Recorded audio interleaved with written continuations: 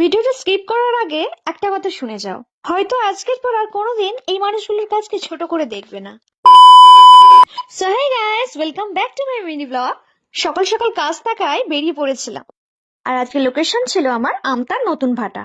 বাসি চড়ার অভ্যাস খুব একটা না থাকায় আমি আর মা একবার এদিকে একবার ওদিকে দুলছি। আর সকাল থেকে তেমন কিছু না খাওয়ায় নেমেই একটা কেক খেয়ে নিলাম। আর এই পোলটা পেরোনোর সময় আমার যা ভয় লাগছিল আমি জানি, তোমরা দেখে নিশ্চয়ই বুঝতে পারছো। তো মাউন্ট এভারেস্ট পার করে পৌঁছে গেলাম পার্লারে। এই দিদির সাথে আমাকে আগেও তোমরা কাজ করতে দেখেছো, আর আজও ছিল দিদির কাছে একটা shoot। আর আজ আমি একটু লেট করেছিলাম, তাই পৌঁছাতেই দিদি কাজ শুরু করে দিয়েছিল। আর এই দিদির ব্যবহার আমার প্রচন্ড ভালো লাগে। তারপর একটু লাঞ্চ ব্রেক ছিল, আর বিপত্তারিণী ব্রত থাকায় দিদি আমার জন্য ভালোবেসে লুচি তরকারি এনেছিল। লাঞ্চ করেই আবার কাজে নেমে পড়লাম।